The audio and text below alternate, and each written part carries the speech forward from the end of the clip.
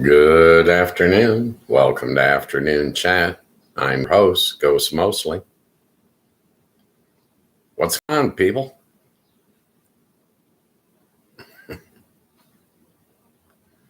It's Friday.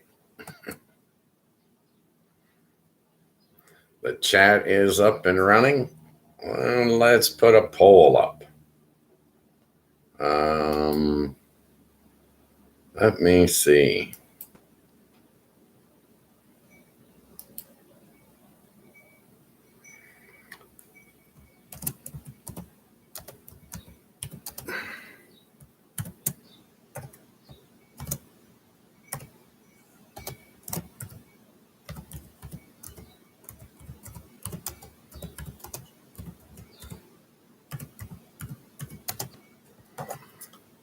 Can the U.S. government be trusted?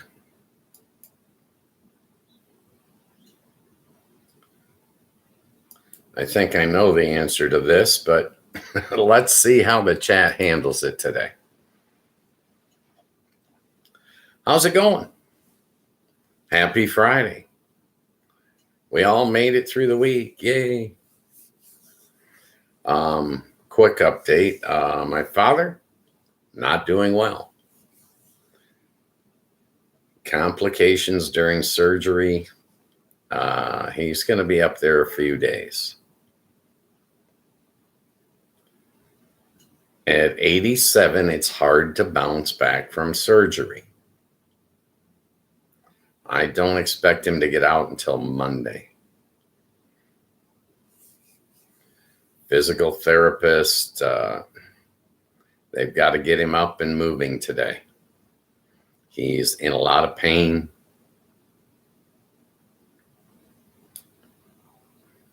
I'm very concerned, but confident that he is receiving good care.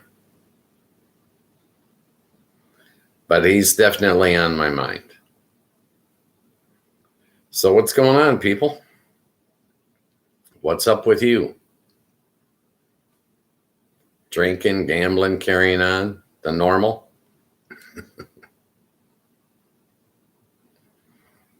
I plan to go to the hospital tomorrow and hang out with my dad. See if I can't motivate him, get him to eat. He did not eat breakfast this morning, and he loves pancakes for breakfast, and he would not touch them this morning. So, yeah, concerning. But my sisters are up there. Okay. He's got good care. And he'll heal just as fast as he can. So what's going on with you guys? Our weather changed again. It's back to being cold. It's not too cold. It's probably in the 40s. Okay. It's just not the 70 that it was 2 days ago.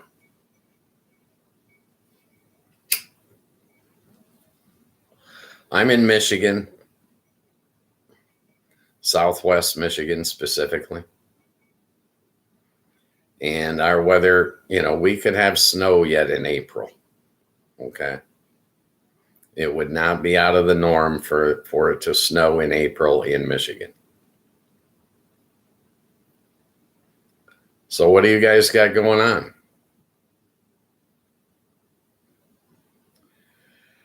I watched a little bit of the news this morning. It's not looking good. They're sending more troops. Congress just took a damn vacation. I cannot believe the number of vacations these guys get. They make almost $200,000 a year, and they are always on vacation. What the hell?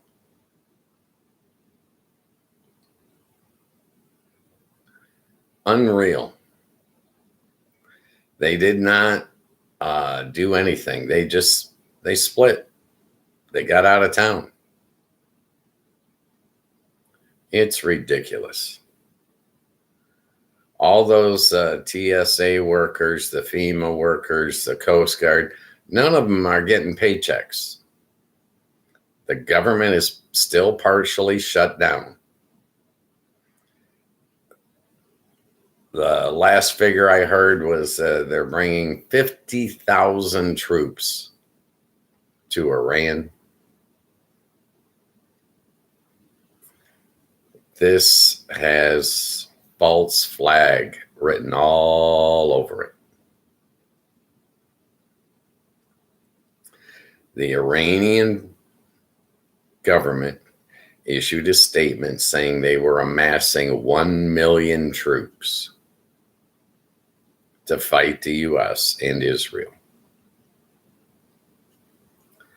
Let me tell you, this has false flag written all over it. I'm afraid. I think Donald Trump is getting ready to launch a nuke. Personal opinion. I don't have any inside information. I'm not in the loop. I'm not connected. But I'm telling you, if the Iranians amass troops in too great a number in one location, Donald Trump will hit the button.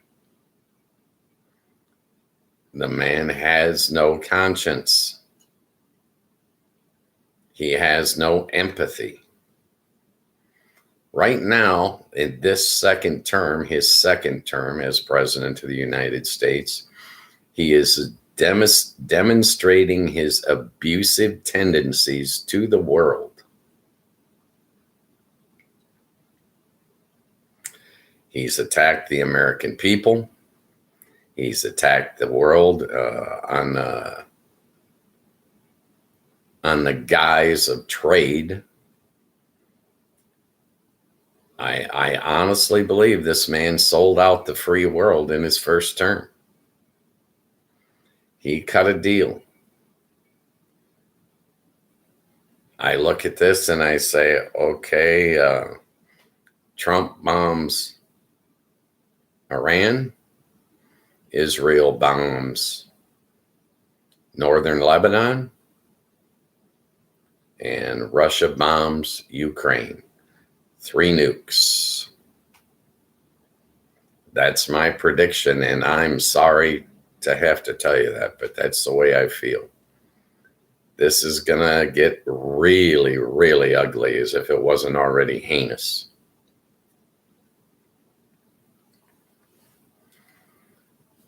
Donald Trump is a sick predator.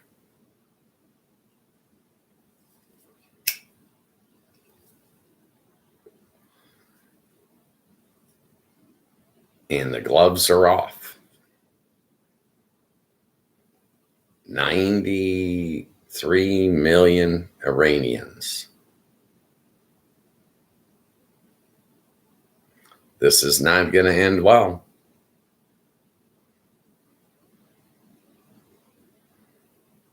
In my opinion. Feel free to jump in the chat and voice yours. That's what this show is all about, is your opinion. Your opinion is welcome here, even if you disagree with me. Afternoon chats Monday through Friday, 3 to 5 p.m. Eastern Standard Time. The guest stars of this show are the people in the chat. They pick our topic. They select our script. I have no script. 5 days a week I get on here and I allow you in the chat to guide the show in any direction you want to take it. We can discuss anything you guys want to discuss. This is a free show. No sponsors, no midstream ads, no upsell, nothing's behind a paywall. I'm not running for political office. I am not trying to chase you down and tackle your wallet. I am not coming out with a line of merchandise. I'm here because I like to meet people. Give them a chance to talk about what's on their mind. What are your priorities in your part of the world?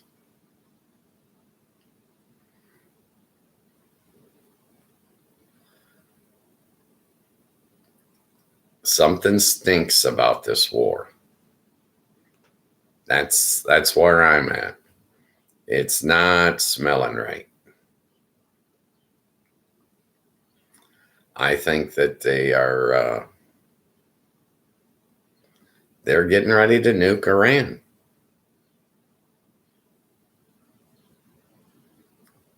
They are setting up targets, allowing Iran time to amass a great force. And I believe as soon as Iran does, look out.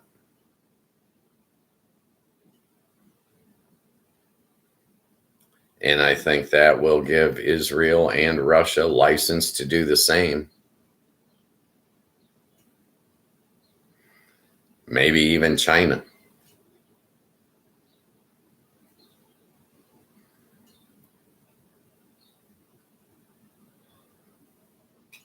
Personal opinion. That's my hunch. Sorry, I know it's not a good one. I don't know why, but something stinks about this.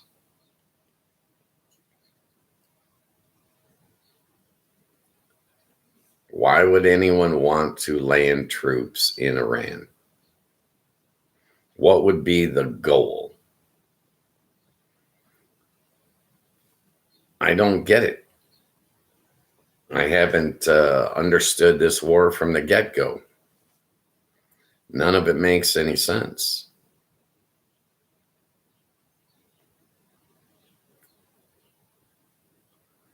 But I think it's going to get ugly real fast.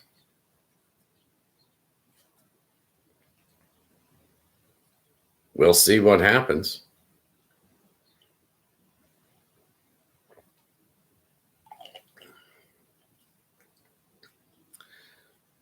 But if Donald Trump doesn't back off, there's no good solution to this. So what do you guys got going on? What's on your mind today?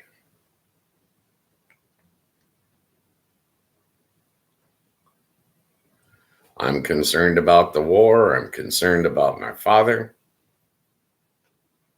And I'm concerned about Tragedy Tales, friend of the show.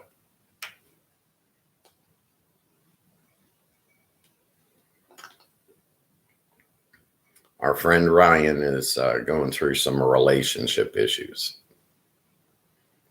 Stress. Stress is bad for everyone. It's killing people all the way around the world. What do you think? I don't see anything good coming from stress. WBC champ, welcome. How's it going? Welcome to Afternoon Chat. What's on your mind today?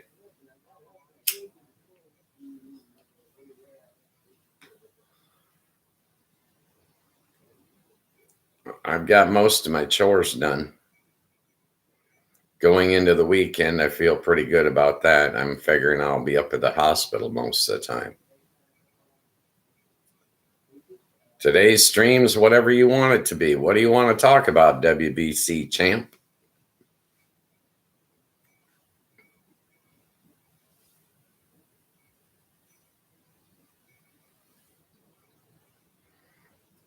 You're in control. You determine what this show's about. Life. My key to life is real simple.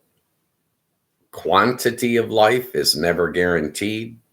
So the best thing we can do is focus on quality of life.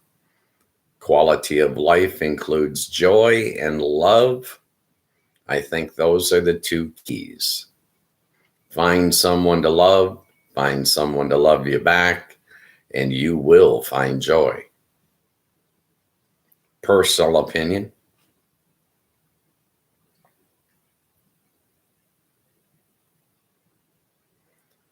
I'm very family centered.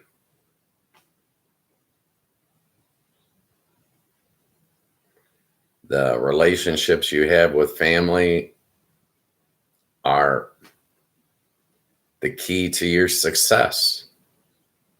If you can get along with your family, you can probably get along with the rest of the world.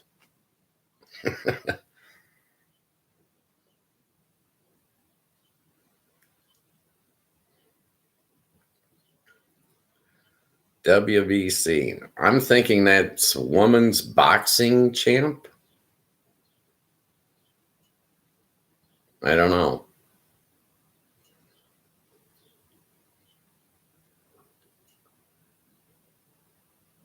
W could be for women's, world, Western.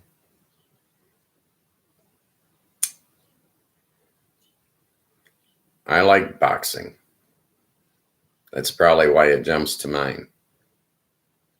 World Boxing Council. There you go. Very nice. I like boxing. I prefer that over the MMA. I just think it's a little more civilized.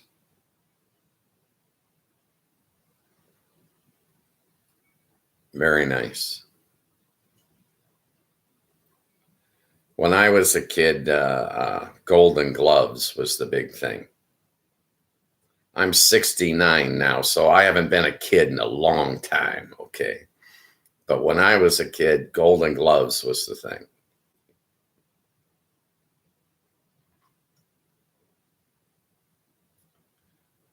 The MMA, it's more brutal. I prefer boxing. It's more gentlemanly, in my opinion. Well, thank you. I make growing old look good every day of the week.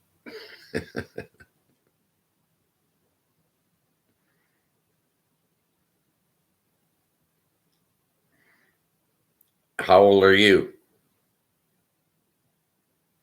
I'm going to guess 30. Shot in the dark.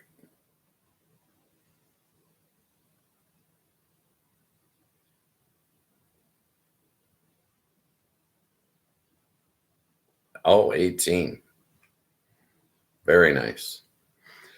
Mike Tyson, when he came onto the boxing scene, he was indestructible.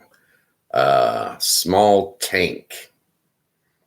And he had so much power in each punch. It was impressive.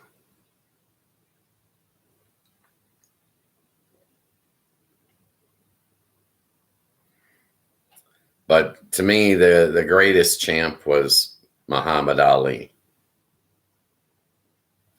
In my lifetime, when I was a kid, he was known as Cassius Clay. He came onto the scene. He changed his name to Muhammad Ali. He fought with the U.S. government. And he won the fight with the U.S. government eventually. And his career was just something to behold. There were other boxers that I enjoyed as well. Boom Boom Mancini. Awesome. Awesome boxer. He killed a man in the ring and it changed him. He was never the same.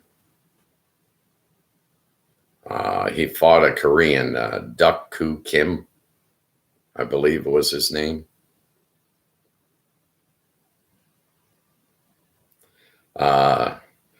Tommy Hearns, Sugar Ray Leonard. When I was a younger man, these were the guys, and I'm telling you, they were something to behold.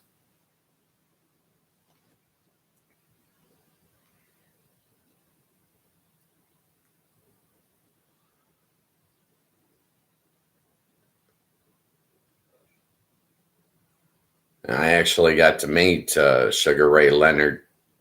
I belonged to a gym, and he was there working out one day when I came in. I was there for the swimming pool, the steam room, okay, not the boxing.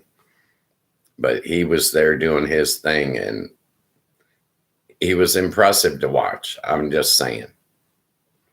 Everything he did, every move, it just seemed smooth and lightning fast.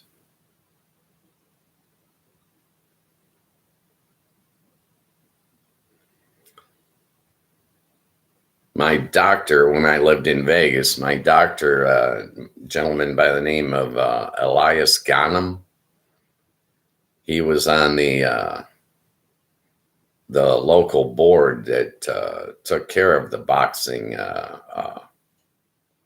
circuit in Nevada. And I kept thinking every time I was sick and going to the doctor, I kept thinking, I'm looking for boxers. I'm looking for Elvis. I'm looking for everybody that the guy took care of, and never ran into any of them. But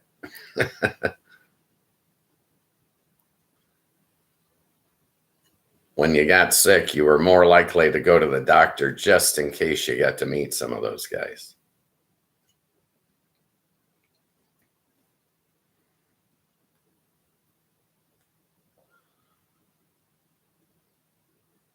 But yeah, boxing was the thing for me. I watched the MMA, and it just seems too abusive. It's you're not respecting your opponent when you're holding him down, dropping elbows on his face. It's totally different. To me, boxing is a gentleman's sport. We get in there, we combat, and then we part as friends. It's like,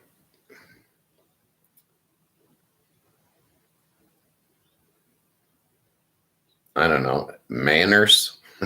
I mean, that's the way I see it. You got to respect your opponent. Treat them like a human being.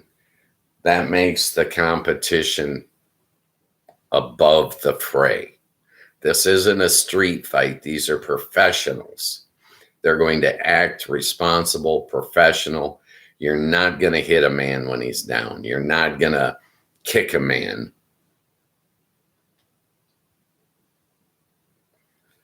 That's the way I was raised. That's the way I felt about it during my life. I'm not saying that MMA is not entertaining and doesn't have its own niche, because it does.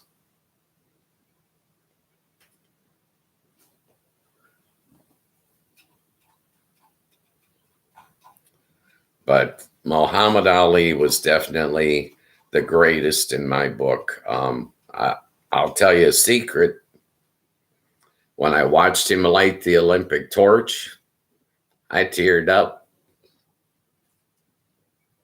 It choked me up.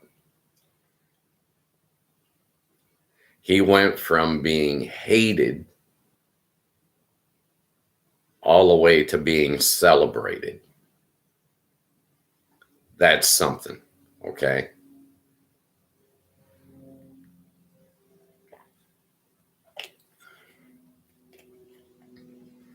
And some of his fights were like a choreographed ballet.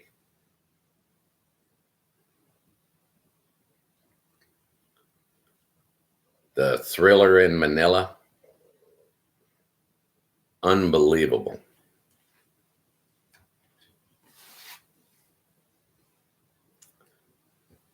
A lot of great memories watching his fights.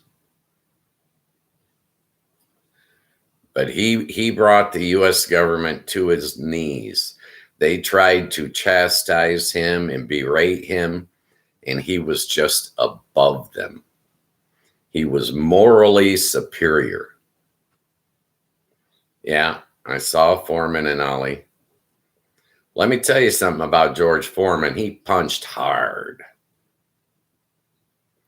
If he hit you, believe me, you be feeling that for a week.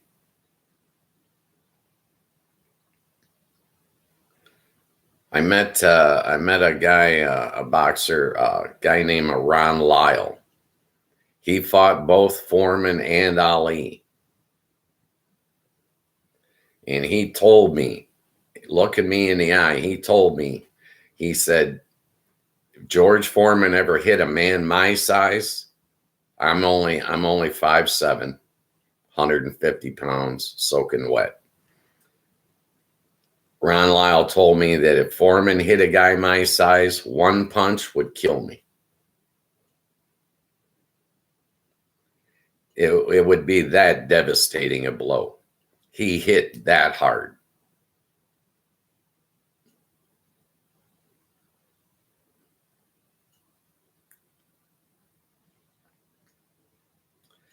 There were a lot of fighters that were great that never made it into the fame that they could have because they couldn't control themselves outside of the ring. Number one example, a guy named Michael Dokes. Oh, this man was awesome. But outside the ring, he could not control his actions, and he always ended up in trouble with the authorities and getting arrested, and too much violence. You got to keep it in the ring where it's legal, where it's professional. I'm having the same problem with football players now. I'm a Detroit Lions fan, and we got a guy named Terrion Arnold that's in trouble with the law. The kid's in the beginning of his pro career. And the way it appears, he's going to end up in jail instead of on the football field. It's thug life, you know. Thug life don't make it in our society. You can't live a thug life and function within the boundaries of our society.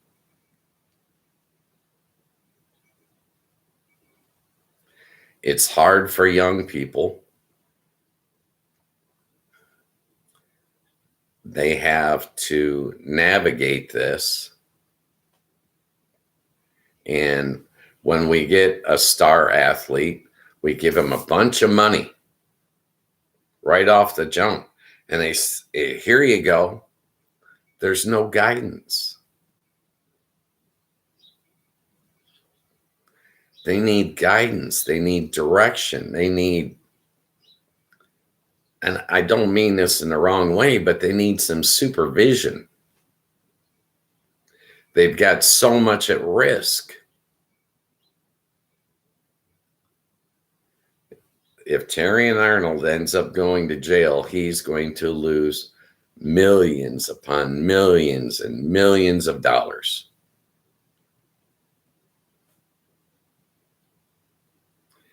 Yeah, they need help. They need oversight. In a lot of ways, they're naive. They don't see it coming. But when you get a big check like that, everybody and their brother is going to want to glom onto you and get some of that money.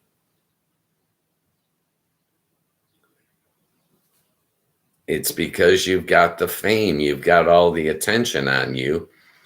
They are attracted to you.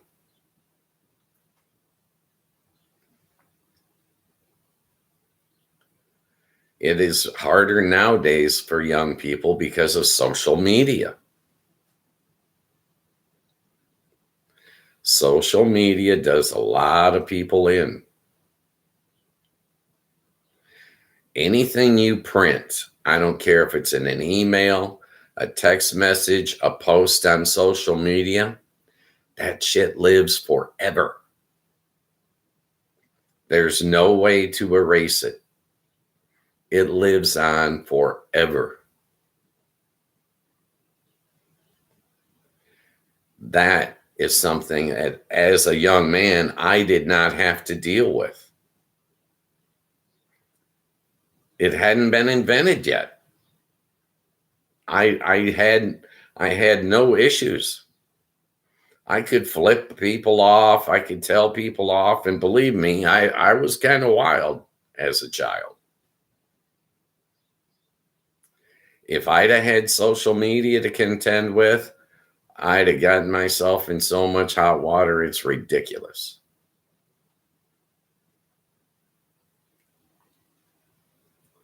I think when they give you that multi-million-dollar contract, it should come with your personal assistant.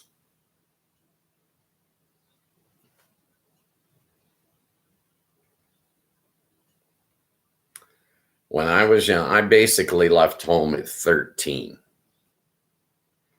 I spent 5 years hitchhiking around the continental United States. The internet hadn't been invented. If you wanted to see Florida, you had to go to Florida. If you wanted to see California, you had to go to California. So I did.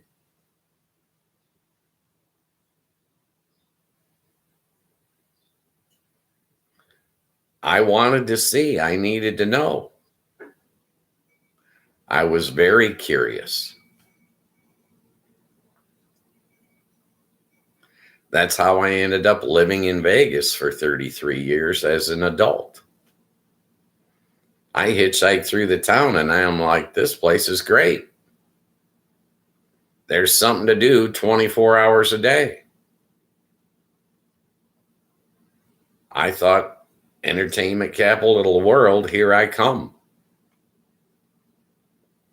And, for 30 plus years, I was running around like a chicken with its head cut off.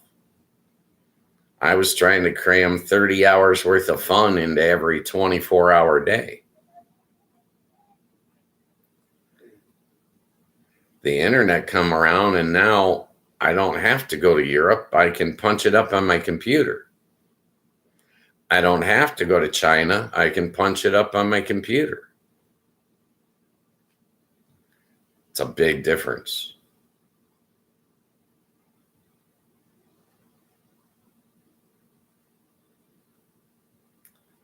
But yeah, the young people nowadays have it much harder. You have a lot more peer pressure to deal with than I ever did. I walked 5 minutes out of my high school and nobody knew what I was doing.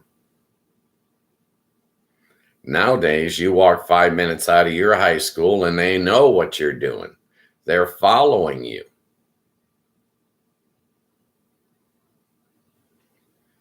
And if you post something that years later you're going to regret, there's no get out of jail free card for that. You can't erase it.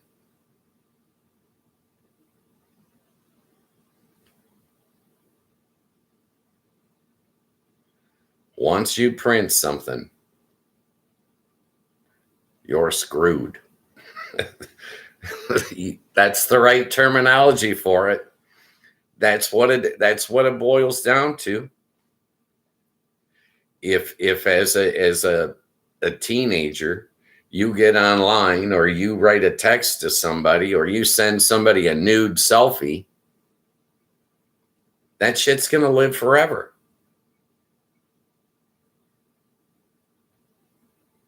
You can't scrub the internet and get that shit off. Somebody's going to have a copy somewhere. And when you get famous, when you achieve something later in life, guess what? It's going to come back to bite you in the ass.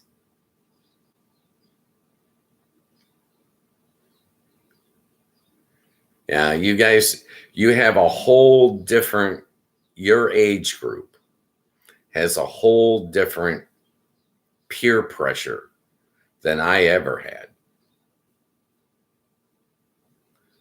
One of the things I used to do in that 5 years when I was hitchhiking around the country, I'd go into a town, I'd stay for 2 weeks, and then I'd leave.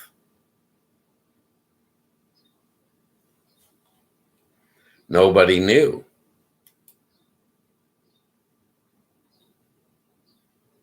Nobody could say, hey, you spent 2 weeks in Lordsburg, New Mexico, and you were blackout drunk the entire 2 weeks.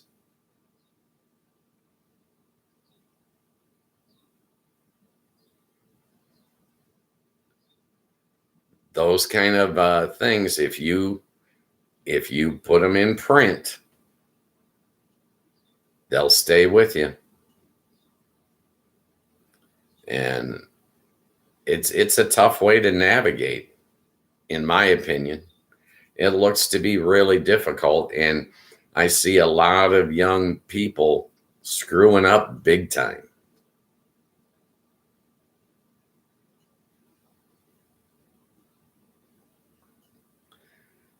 You guys have to exercise a lot more self-control at age 18 than I did at age 18. When I was age 18, I'd go out, I'd get drunk, get into a bar fight. Nobody had a video camera.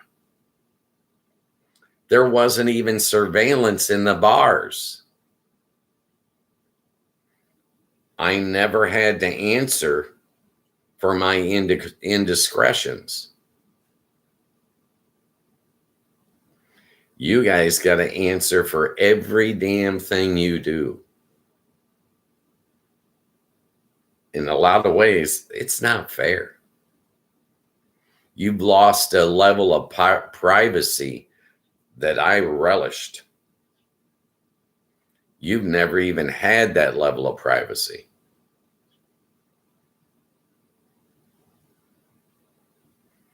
A big difference in the generations. Technology, not all of it is worked out for the good. I'm just saying. It's tough.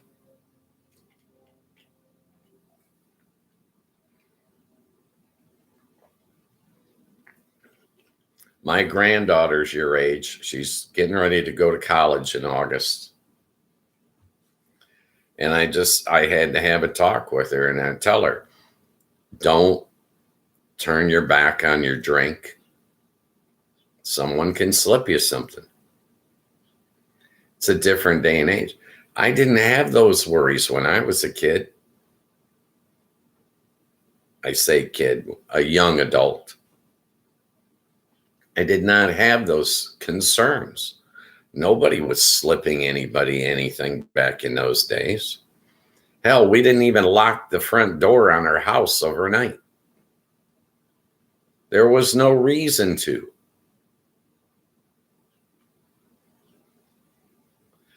It's like, my generation, we didn't have helmets for riding a bike. We used to drink out of the damn garden hose. I can remember being 8 years old and walking out of my yard, walking all the way across town and going over to my grandfather's house. Nobody knew where I was all day long. Nobody cared. Nobody worried.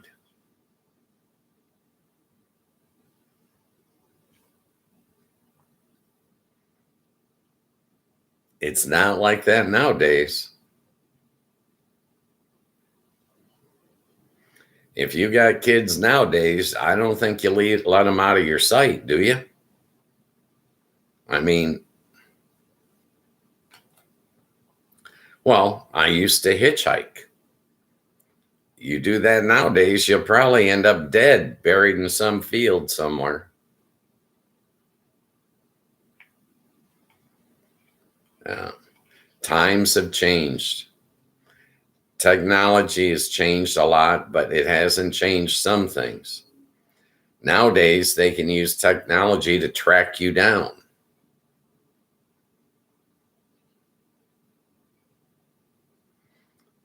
They take and put an Apple tag on your car and find out where you're going. Nobody ever knew where the hell I was going.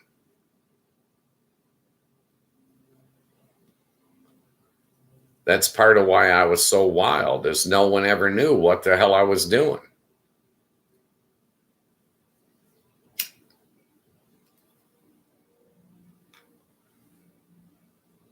Yeah.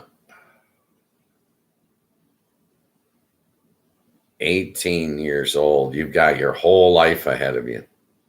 That's awesome. I would be excited to be in your shoes, especially knowing everything that I know now. I'll tell you the same thing I tell my granddaughter: save your money.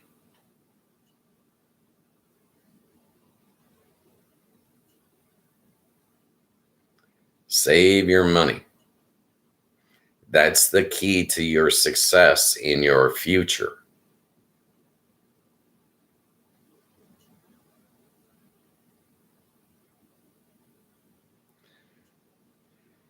If you have cash, you walk in, your banker treats you in a certain way.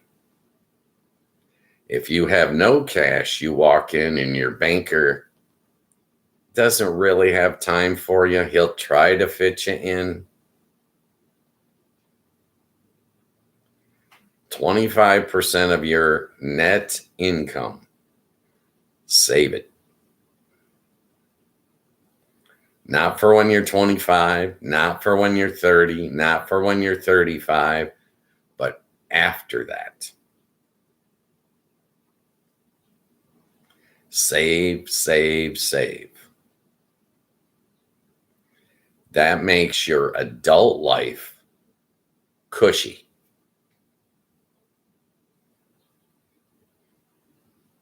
It's important.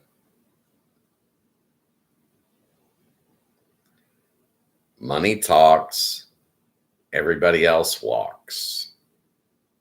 Okay. You've got to have cash. If you have $100,000 in the bank, you're on a first name basis with your banker.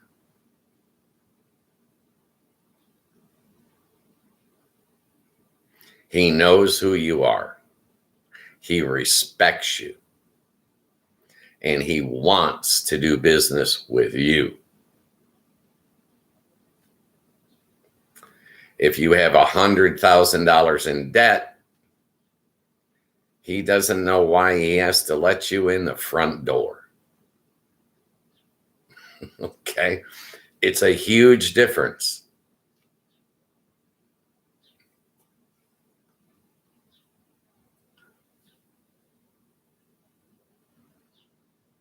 There's a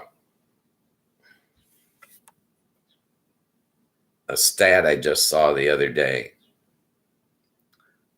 The average age for a first-time home buyer now in the United States is 40 years old. When I was a young man, the average age of the first-time home buyer was 22 years old.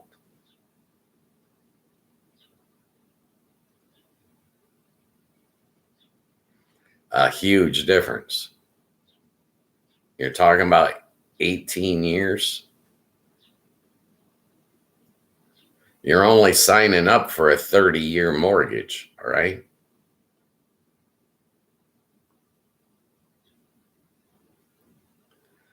Times have changed.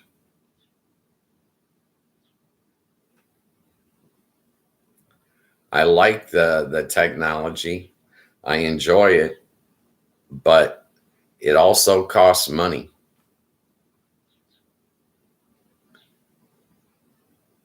Every 18 months, anything that you've got electronic is outdated. It still works, but it's no longer top of the line. They've invented better stuff. So your phone, 18 months, there's a new model.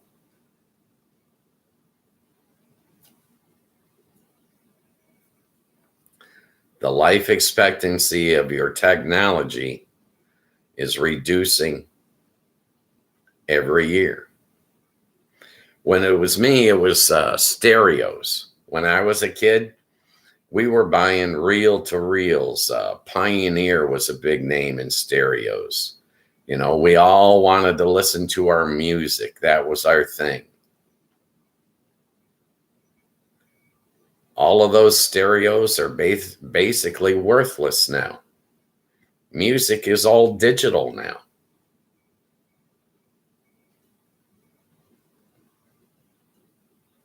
Cars, the same way.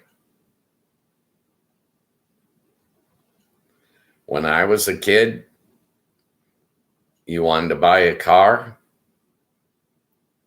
it wasn't a big deal. A car didn't cost $100,000. It didn't cost $50,000. I could go out and buy a new car for $20,000. Nowadays, you want to buy a pickup truck? you better plan on paying some big money. That shit's expensive now.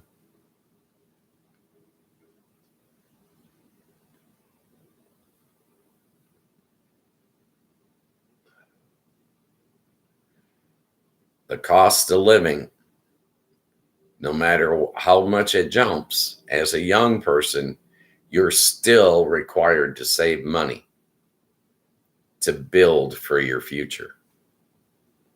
Every time you put money in savings, you're building for your future. Every time you pull money out of savings, you're putting your future at risk.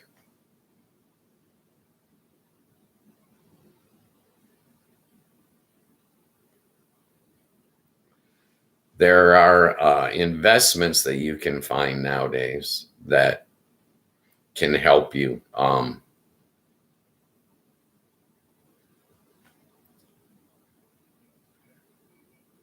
Smaller investments, like you can get a universal life policy that gives you like 20 years level term life insurance, but at the same time it's tied in with a savings program, so that at the end of the 20 years, when the life insurance policy expires and is no longer available to you, you've amassed a lump of cash of your own money equal to that amount over 20 years' time. That money that you pay in that into that investment pays you back. And when it pays you back at the end, it's tax-free. You don't have to pay taxes on that. You paid them going in. You don't have to pay them coming out. You need to look for investments that are not tax deferred, so that it's yours free and clear when you're done.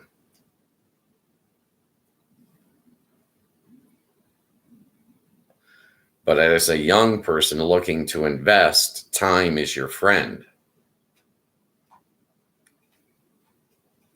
Because there's actually something I can tell you. It's called the Rule of 72.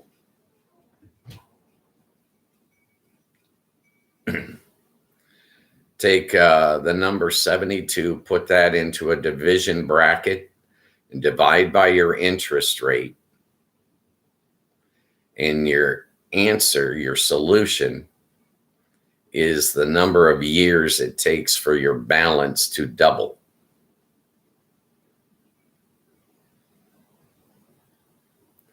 So you put 72 into a division bracket. You've got an interest rate of 10%. Every 7.2 years, your balance will double itself. That's something I wish I would have known at age 18. Okay.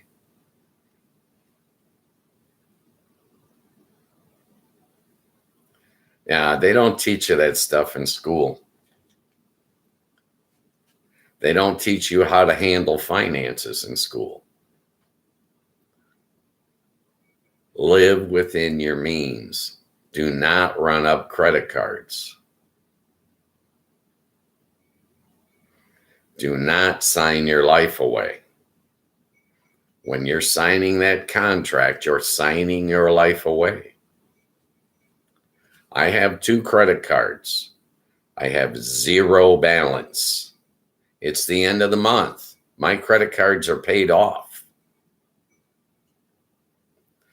I used them. I use them every month. But I use the bank's money for 25 days at 0 interest. And I pay those credit cards off at the end of the month. So I am paying 0 interest.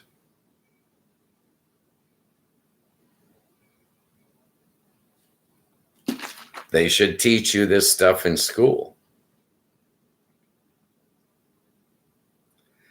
That credit rating that you want of 800 seems unachievable, but if you pay off your credit card balance every 25 days,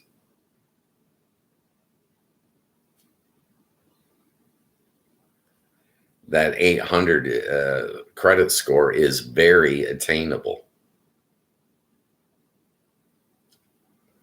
When you get that credit score, your banker calls you. Do you want to borrow money? No, I do not. Okay, I'll call you again next month. They should teach you stuff, but they don't.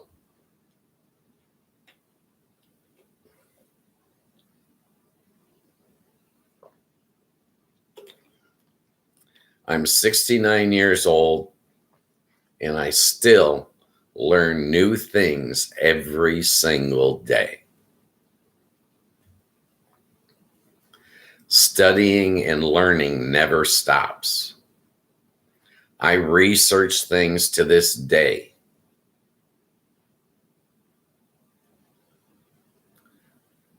My father just went in for a stint.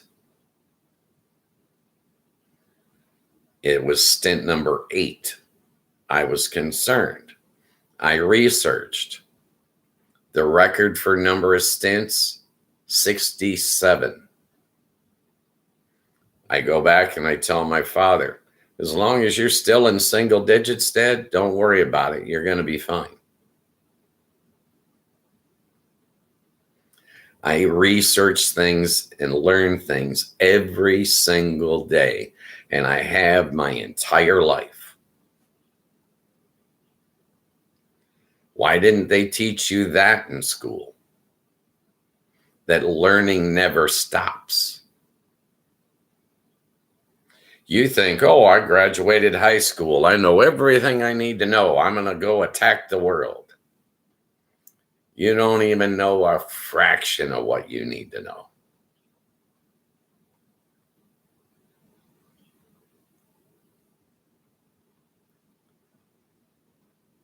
School is only the beginning.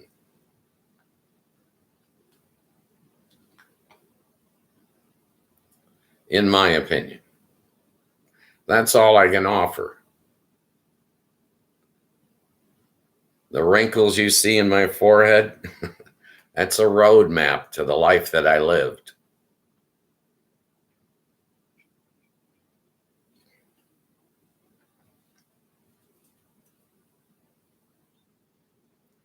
No, you're not almost done. You're just beginning, my friend. I'm sorry. Keep learning. Get thirsty for knowledge. The more you know, the better off you are.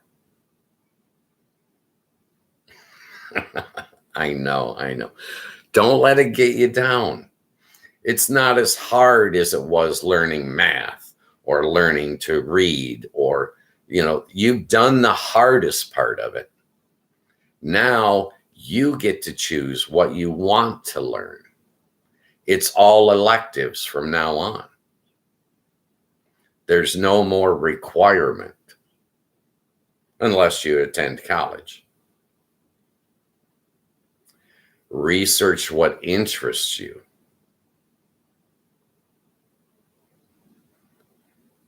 But you're going to be learning your entire life. And when you have kids, you'll teach your kids until they teach you back. My sons teach me stuff all the damn time. All the time. And I'm thankful for them. I have 2 sons, and both of them teach me things all the time. They know more than I know because of their areas that they've gone into with their lives. They learned things that I skipped learning.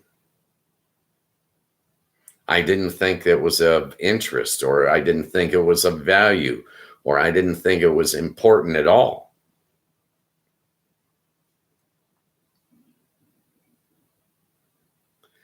My sons, on the other hand, they went at it from a different perspective, and they said, oh, I need to know about computers. I need to know about social media. I need to know about banking. Now they turn around and they teach me. And they tell me, no, old man, you got that wrong. No.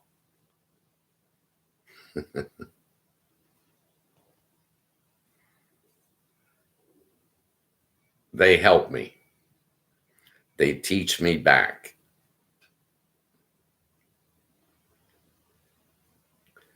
Your kids will do the same for you someday. Exactly. Teach your children until they teach you back. But the point is, I'm 69 years old and I still learn things every day.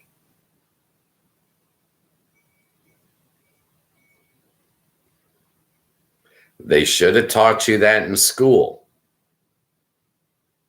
but they didn't want to burst your bubble. They want you to think, all I got to do is graduate this school. No, all you have to do is learn your entire life.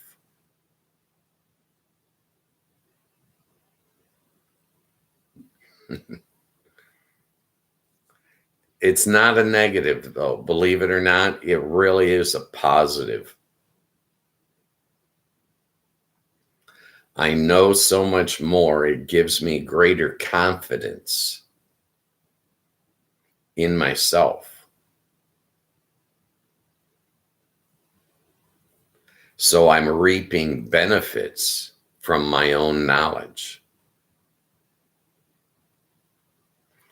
Those benefits, the more you know, the more benefits you receive, right?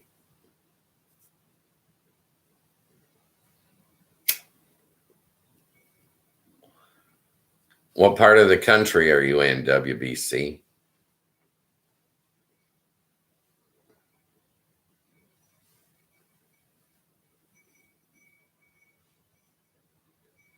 Confidence is key. Oh, Sweden. Beautiful. I have family there.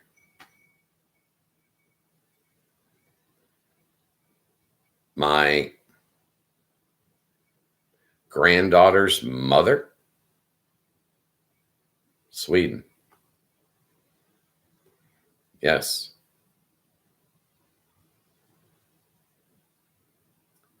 Sweden's beautiful. It's gorgeous up there. Yeah, my children travel the world. Um, my youngest was flying by himself on airplanes at age 9.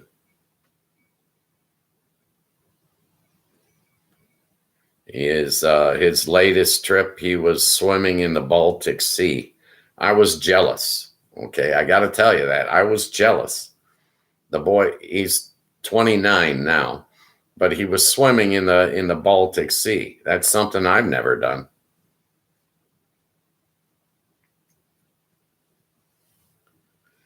And my oldest, he's going to be 52 this year. He's been everywhere. I mean, literally everywhere. He got into martial arts and went to China and studied with the Shaolin monks. I was jealous. Once again, I was jealous. He brought me back videos and pictures and told me stories. But yeah, golfing, he goes golfing in Ireland. Both of them do amazing things. They have amazing lives. I'm very, very proud of both of them.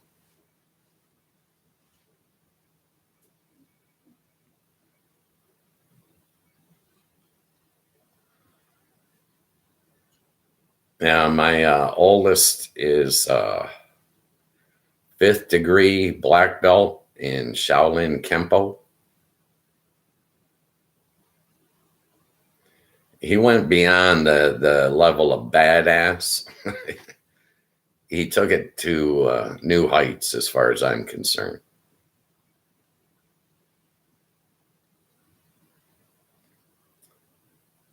The last tournament I saw him win, he pulled a hamstring as soon as he got there, and he still won the tournament. Left the tournament on crutches. Winner. Pretty impressive.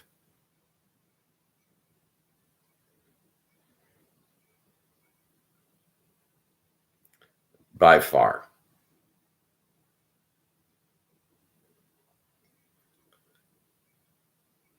A warrior, but yet still a gentleman. Still well mannered.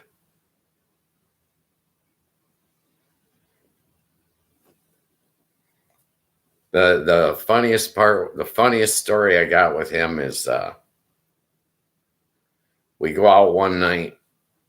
We're in Vegas, and we go out one night and we go into like a Target or something to buy a video game that we were dinking with or something.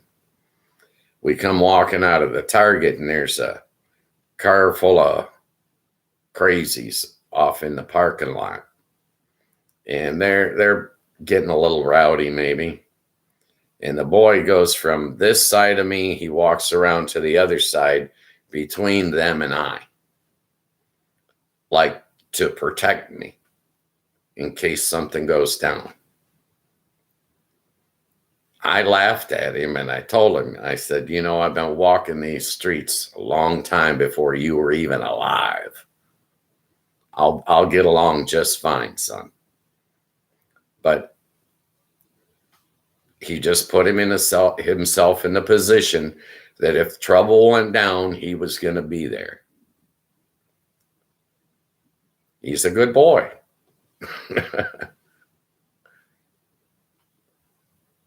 Yeah, he's a fine man, actually.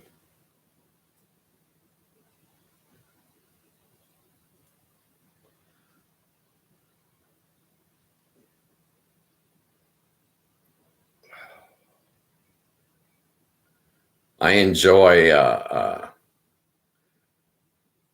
enjoy the pride that I have from my sons that I never, as a young man myself, I never imagined I could feel so much pride as what both of my sons have given me. Does that make any sense? I mean, I have a level of pride myself for my own accomplishments in the way I carry myself. But the level of pride, it's like next level coming from my sons. It's just, I never dreamed I could feel so awesome. And I tell them both, I tell them, you guys make me feel, or, you guys make me look like a better father than I probably was. They carry themselves that well. They conduct themselves that well.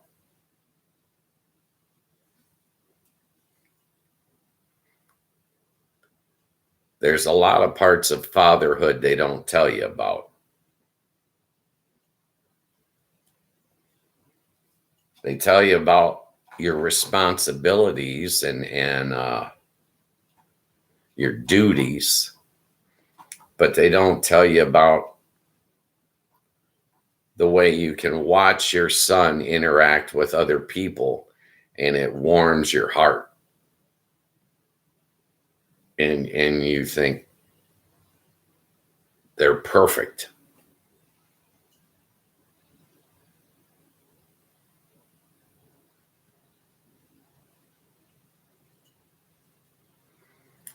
Yeah, I think there's a lot in our childhood that they could be teaching us about life, but they just don't.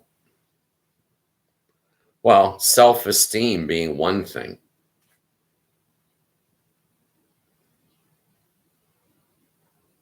They don't teach you to value yourself.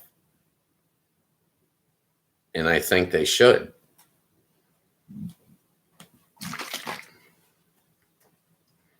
They should teach you that in elementary school. Instead, they'd rather teach you how to stand in line and wait your turn. They need to teach you how to value yourself. You're better than that.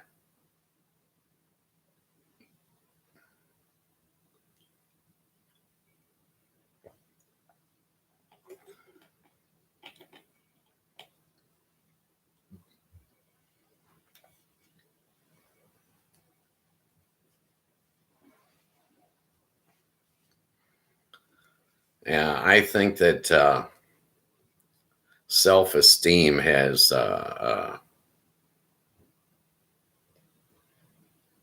greater value in life than people realize. It's like when I became a table games dealer,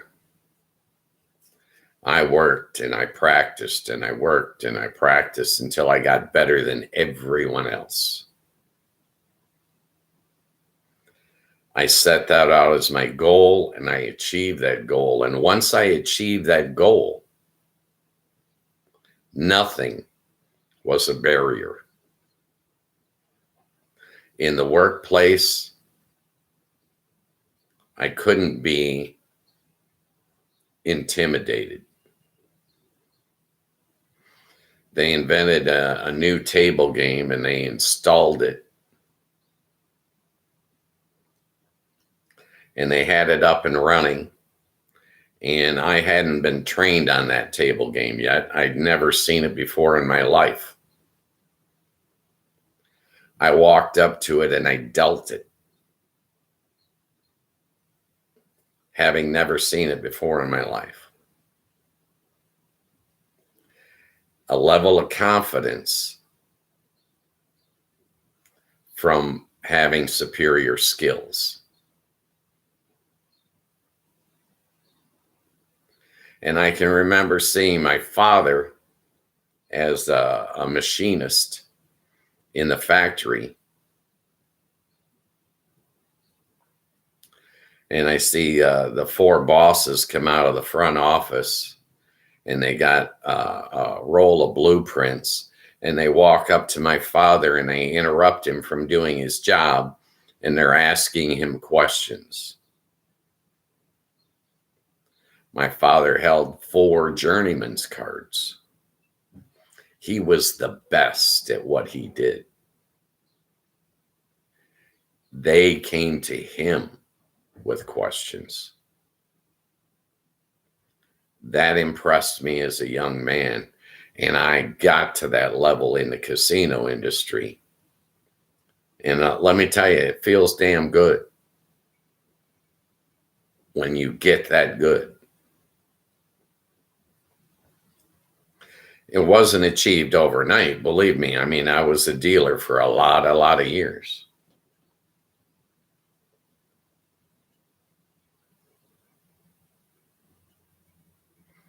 Exactly.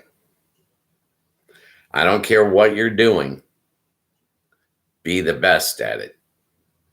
That has value, an intrinsic value that no one will ever strip from you.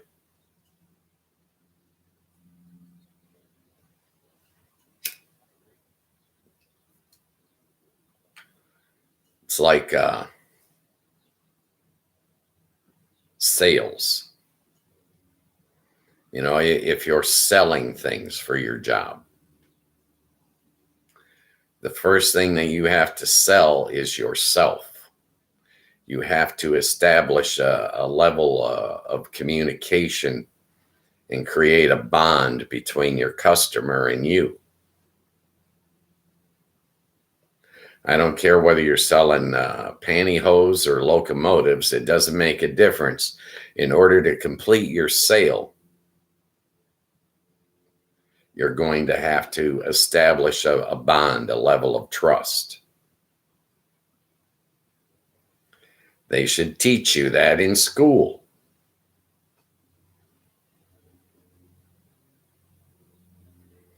Nowadays,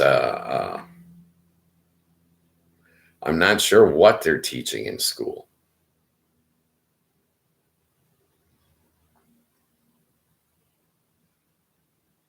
I know that my youngest son has been out of school over 10 years now, so I know I'm out of touch. I don't know what they're doing. But it used to amaze me, the homework he was bringing home, and I was like, this is basic stuff that you should have learned years ago.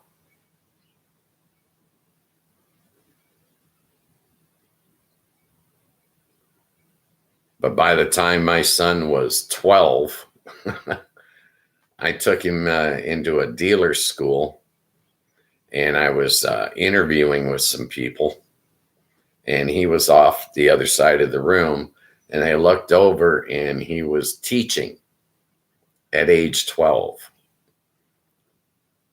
on a crap table. He had gleaned all that from watching me, and now had turned around and was teaching the students in the school. I thought that was hilarious.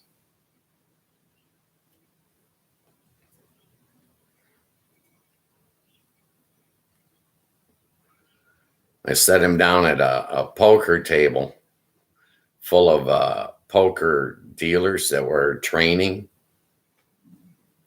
And I went into the back room and I filmed something. I came back out, and he had won all the chips. He was playing on the poker table and he beat all the poker dealers. And they were like in awe. He was 12. He'd been around table games and gambling his entire life.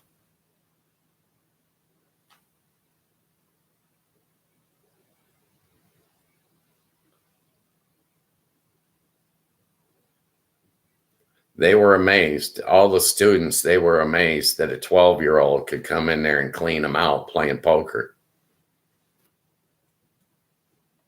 I thought it was hilarious. That young man, he's turning 29 this May, and I'm telling you, he could do anything he wants to do. He's that smart.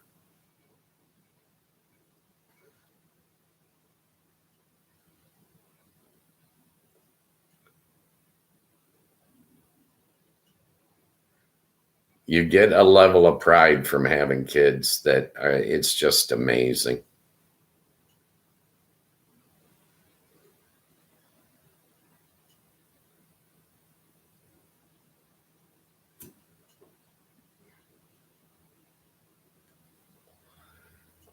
Well, Sweden is nice. I'm glad you're in here. Like and subscribe for me. I appreciate you, WBC. Welcome to the family. You'll like it here. We got good people in here. We're brand new, 7 months old. It's all this channel's been around. Okay. But you're going to fit right in with this family. We got good people in here. And Sweden will be our 11th country.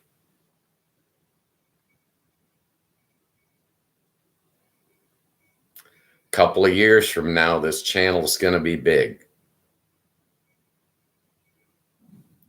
All the people that get in here are nice. They're the good people in this world outnumber the bad by a lot. I swear to God. It's like 10 to 1, man.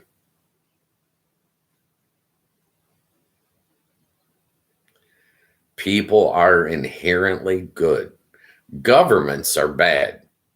Governments can be evil. Don't get me wrong. But people are excellent.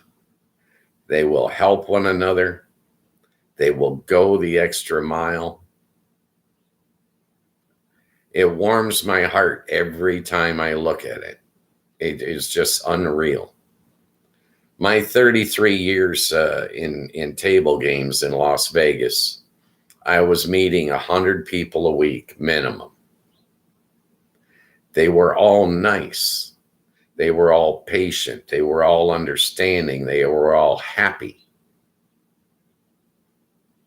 You can't tell that by watching TV. TV is showing you negatives to elicit a response. It's a control and manipulation technique. They're not showing you the goodness.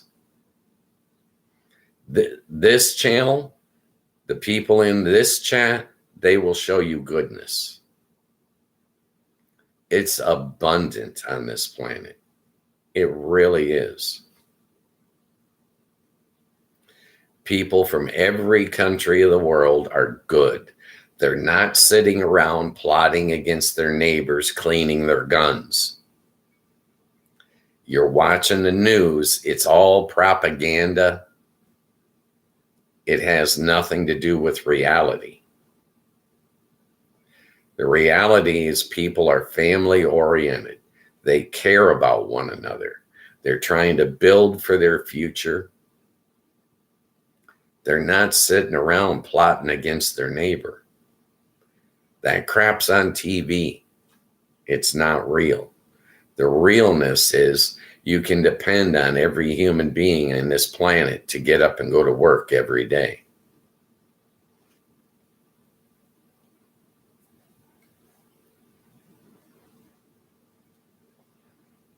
They tell you, oh, these people are lazy. Those people want to take advantage. These people don't want to work.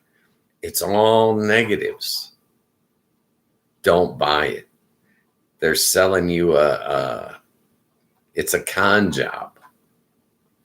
Real people aren't like that. Real people help their neighbor when their neighbor asks them for help. It's what we do.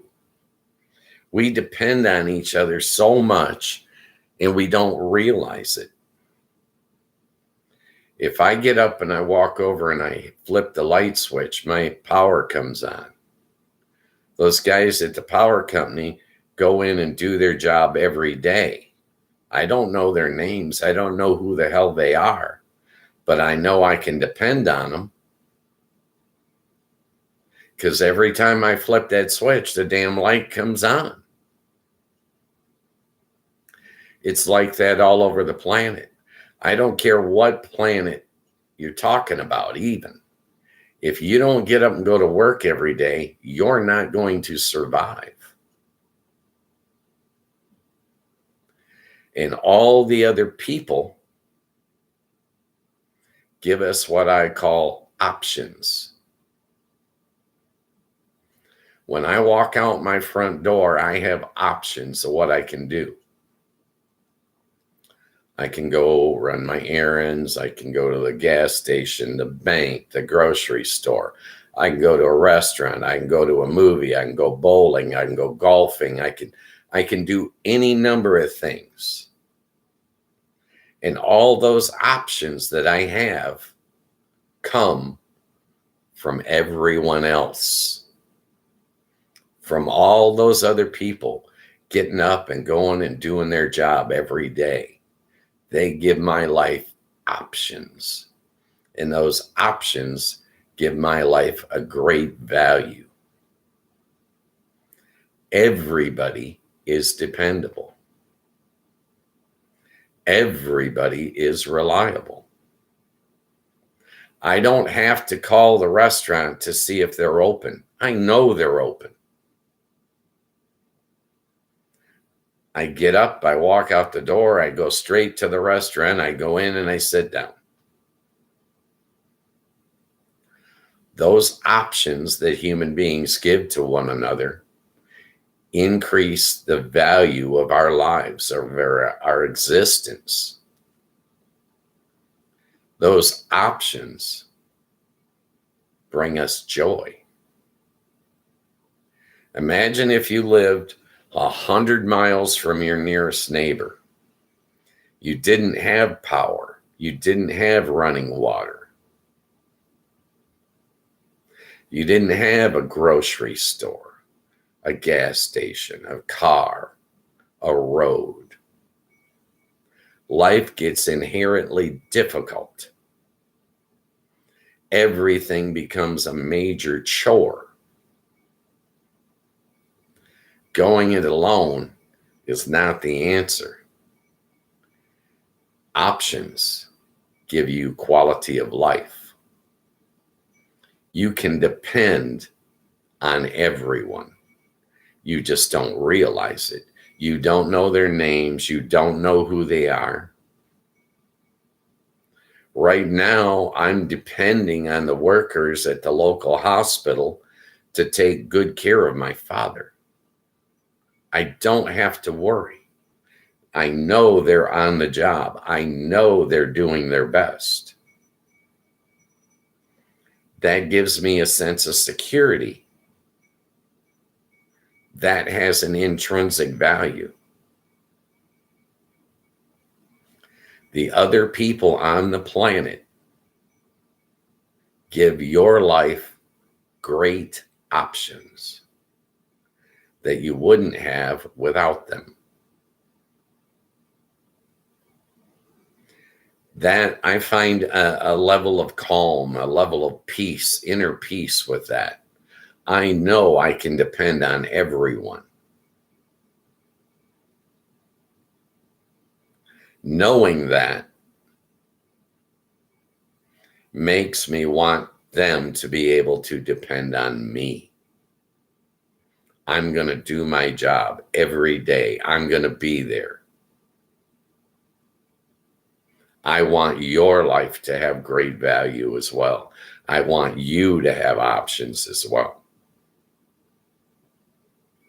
The diversity on this planet, I don't care where you live, in a grass shack in Somalia, if you don't get up and go to work every day, what happens? you don't survive.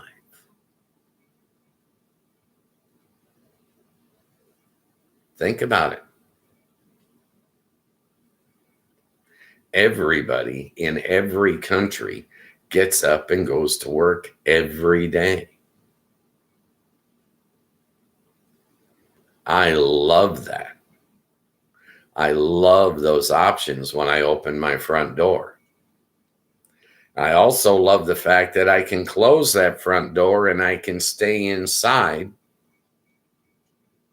and have my privacy, but still know that my options are just the other side of that door.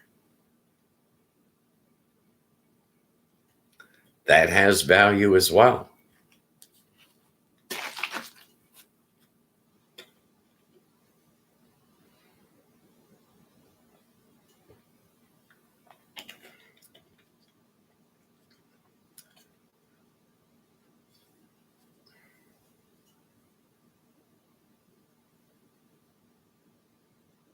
Hey, I will keep you in mind, WBC. I love you, brother.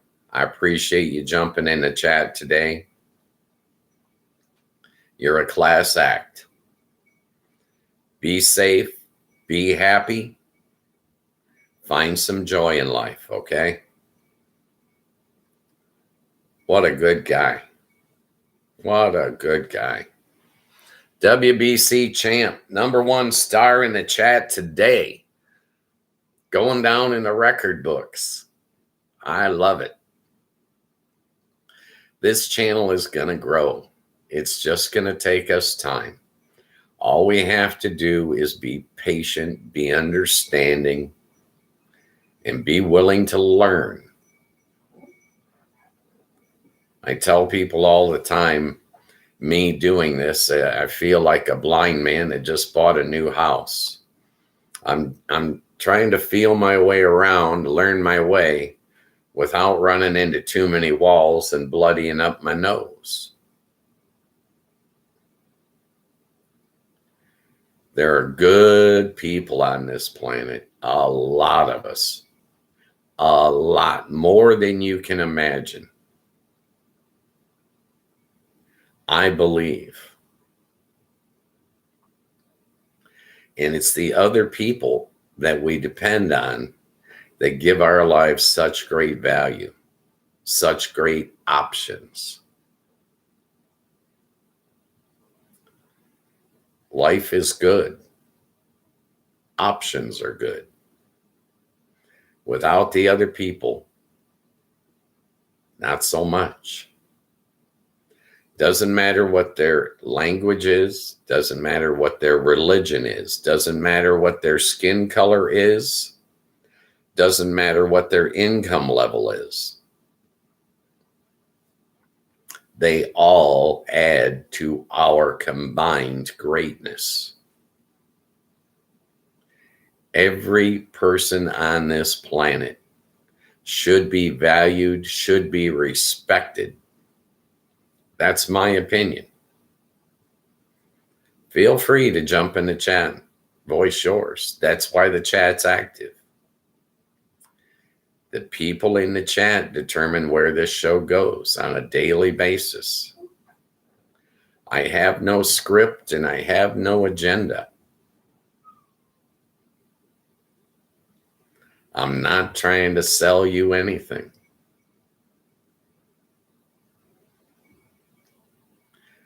The show is called Afternoon Chat. It's Monday through Friday from 3 to 5 p.m. Eastern Standard Time. A free show. No midstream ads, no sponsors. You're not required to do anything. Many of our viewers do not get in the chat room and chat. It's not required. The only thing I'd like to require you to do is have a good time.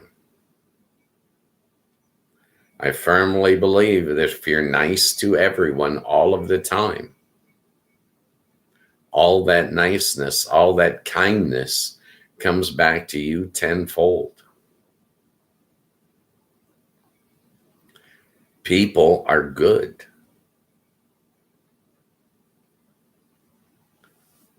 I I read a study that was done back in the 70s here in the United States. That study said that no matter how many laws Congress passed, no matter how militarized our police department got, the felony criminal population of the United States remained a constant 7%. They could change all the laws they wanted to. They couldn't get it to 8%. They couldn't get it to 6%. It's a constant 7%. I believe that's worldwide. That, what I gleaned from that was that 93% of us are not felons. The good guys outnumber the bad guys by almost 10-1. You heard it here on Afternoon Chat, okay? The good guys are there.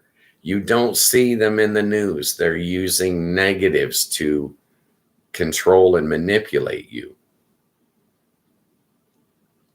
The news doesn't tell you that your neighbors help you when you ask them for help.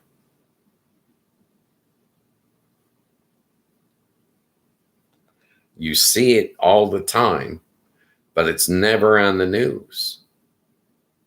You'll be driving in traffic and you'll see some guy broke down and he's pushing his car off the side of the road to get it out of the traffic lane. And lo and behold, what'll happen? People are going to come from out of nowhere and help him push his car. He didn't ask him for help. They just saw that he needed help and they jumped in. This is what people do. If we're in a massive flood and you're standing in chin deep water and a man comes by in a boat, will he help you out of the water? I believe so. It's what human beings do. When we see one another in need, we try to help. I think that's human nature. But you don't see that shit on TV.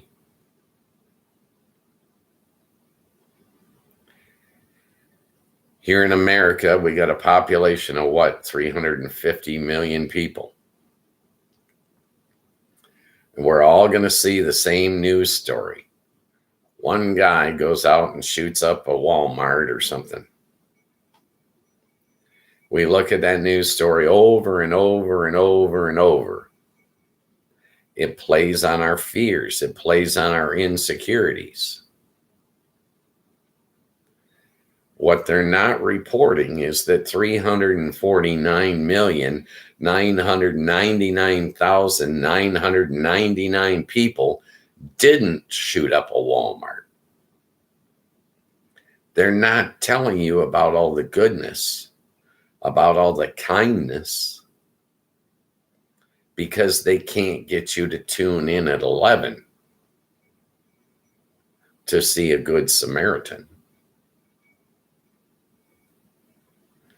They use their fears, society's fears, against us. It's to divide and conquer.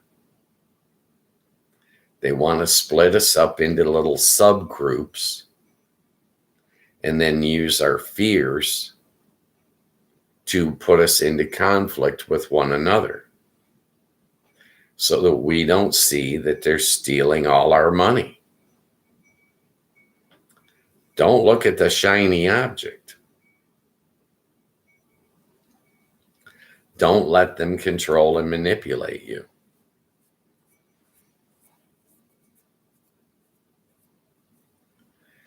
If you control your fears, you'll find out that there's not a machine gunner on every goddamn corner in America. If you don't control your fears, you're going to be afraid to walk out your front door.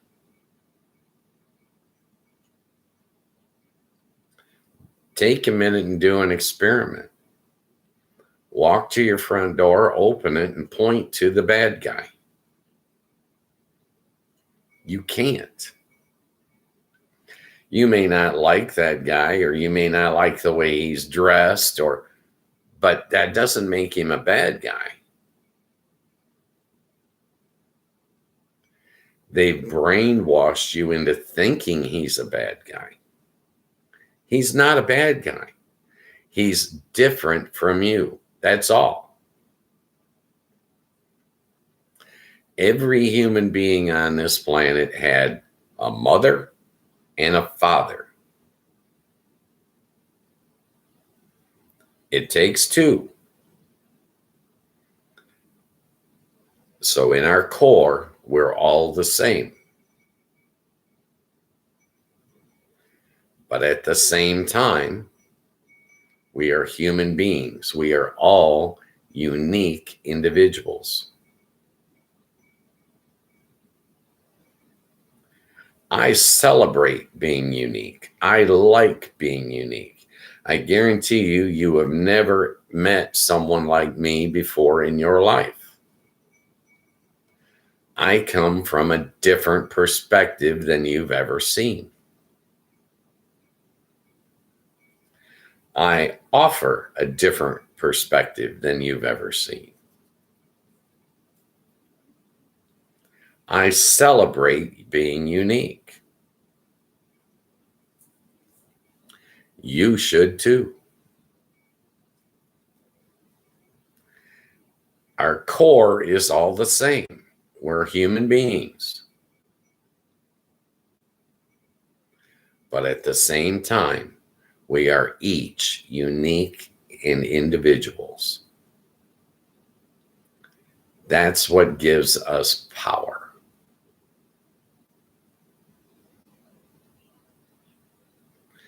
The problems on planet Earth must be solved by the people on planet Earth. The bears and bunny rabbits, the coyotes and fish aren't going to solve the world's problems. The only ones that can do it are the people, the human beings.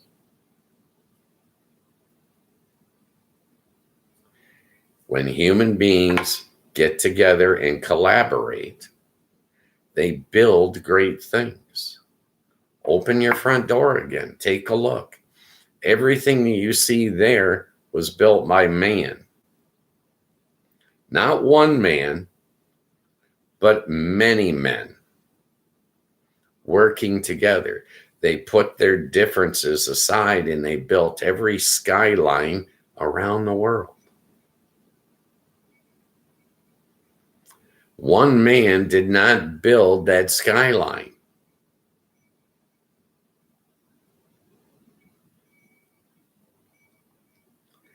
A group built it. A group of human beings. They got together, put their differences aside, and worked together to build great things. Roads, cars, lights, buildings, boats, planes. We built it all. Human beings.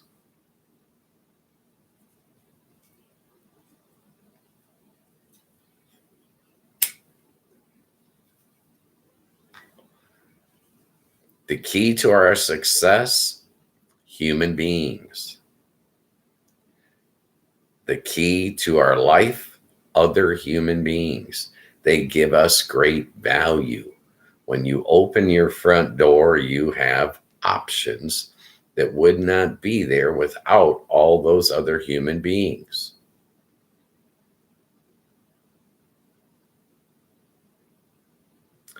All those other human beings are dependable. They are reliable. They go to work every day just like you do. If you don't get up and go to work, you do not survive. Thus, we all get up and go to work every day.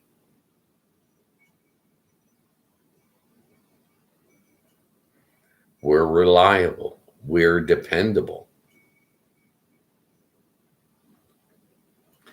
This show, reliable, dependable, going to be here every day. That's my job. I'm going to do it 5 days a week, Monday through Friday, 3 to 5 p.m. Eastern Standard Time. Afternoon chat will be there. You can depend on it. You can rely on it. The same way I depend and rely on you to go and do your job every day. This is what human beings do.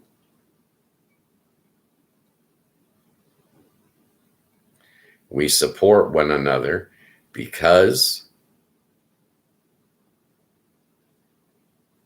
we wish to thrive, not just survive. We wish to thrive. We're all building for our future, trying to take care of our loved ones. We all have the same values. We don't all speak the same language. Our skin isn't all the same color.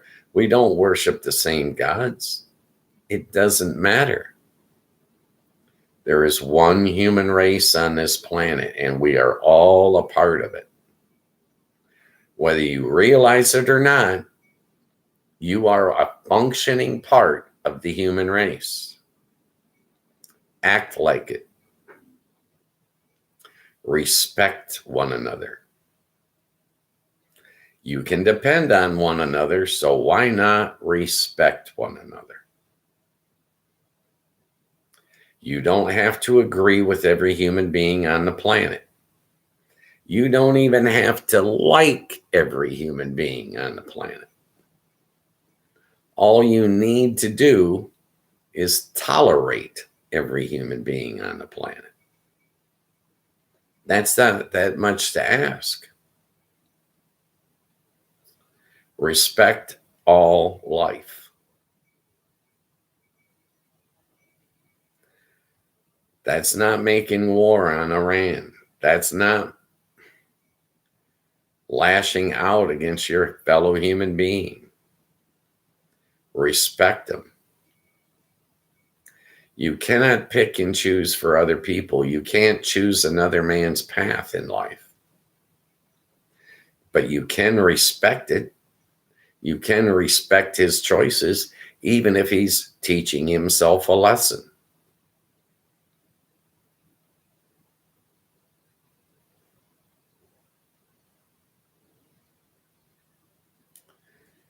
The value of life comes from other human beings.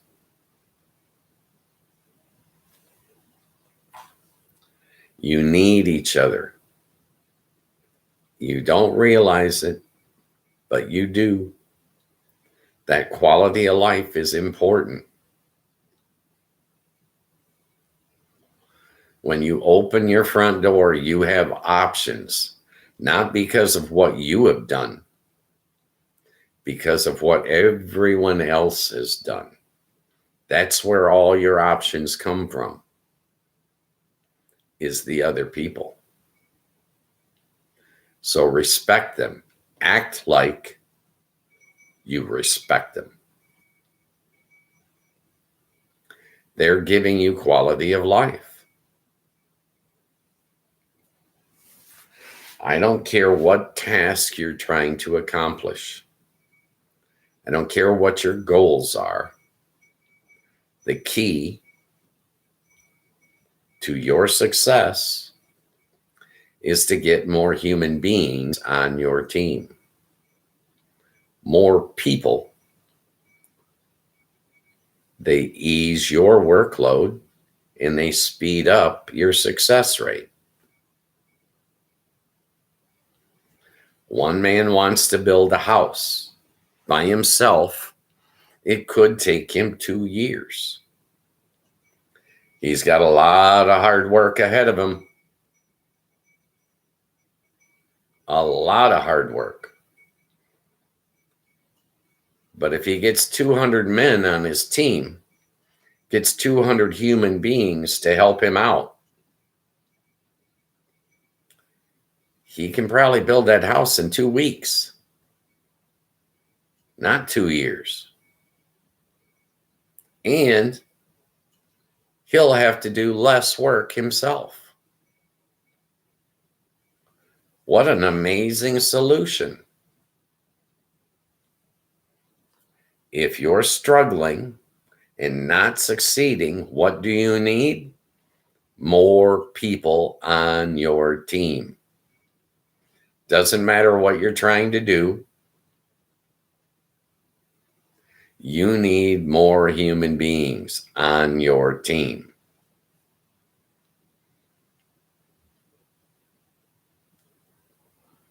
Those people that you see on TV that are telling you to hate one another, these are not your friends. They are not doing you a service.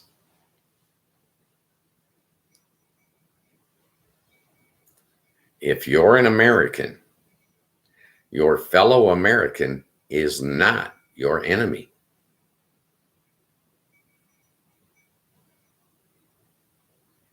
He's your best friend you haven't met yet. He's not your enemy. I don't care if his skin color is different, if his religion is different. I don't care if his language is different. He's not your enemy.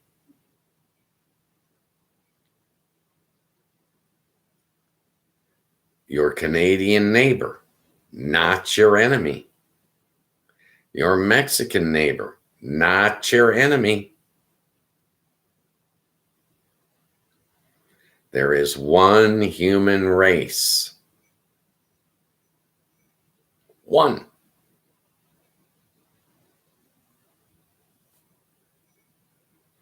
Everything else is a subgroup. People that wish to control and manipulate you are using your fears to divvy you up into all these specific subgroups. Catholic, Muslim, subgroups.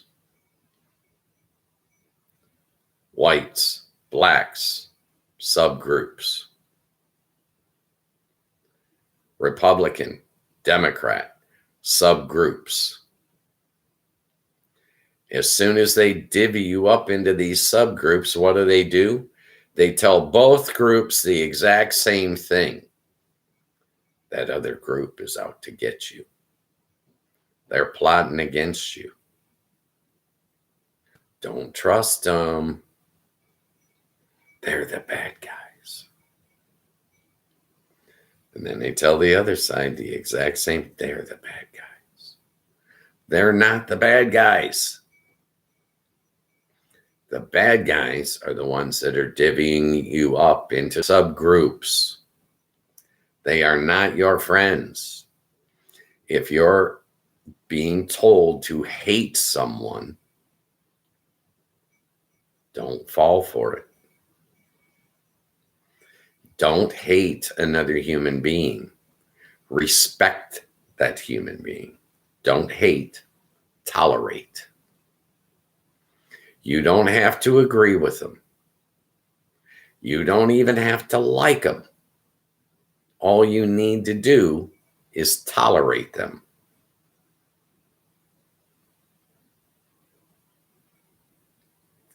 By tolerating your fellow human being, you can work together. When you work together, human beings work together and build great things. One man cannot build a skyscraper. Can't happen. He would work his entire life and never complete the task.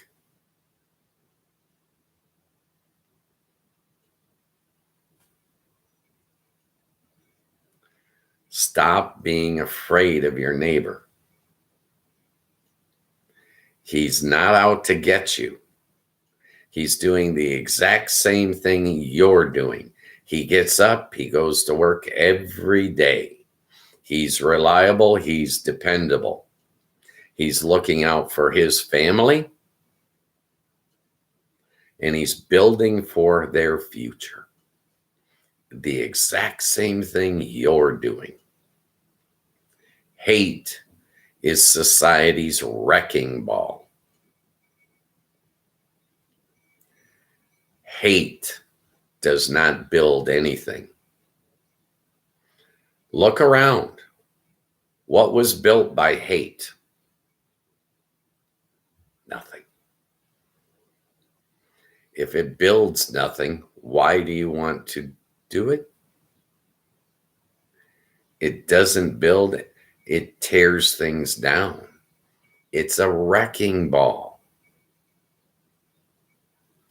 Don't hate, tolerate. It's not that much to ask. All right, I got to end the poll. 100%. Can you trust the U.S. government? No. I agree. Well stated. I agree 100%. You cannot trust the U.S. government. Afternoon Chat's the name of the show. I'm the host, Ghost Mostly. Monday through Friday, 3 to 5 p.m. Eastern Standard Time. The guest stars of the show, the people in the chat. Today's guest star, WBC champ out of Sweden. A true hero.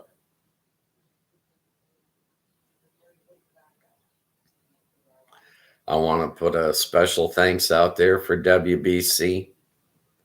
I want to thank the viewers. I appreciate you all. Like and subscribe to the stream if you can. It will help us somehow, some way. If you can't do it, don't sweat it. I'm not. I appreciate everyone. It is my firm belief the good people in this world outnumber the bad people by a lot. Don't hate your fellow human beings. Tolerate them. When human beings work together, we build great things.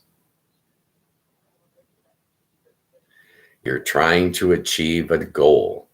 If you're undertaking a task and you're having trouble, you're struggling, what is your simplest solution?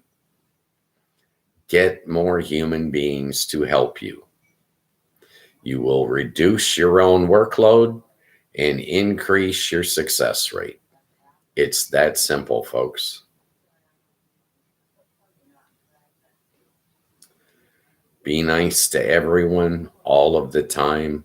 I truly believe that all that niceness, all that kindness will come back to you tenfold.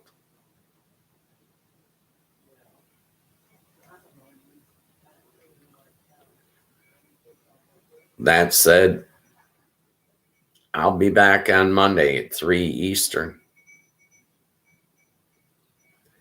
The show will be here.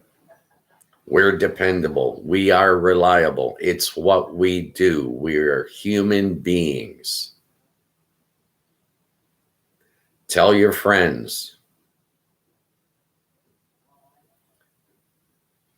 If you're an American, your fellow American is not your enemy. I don't care who's telling you what they are lying to you.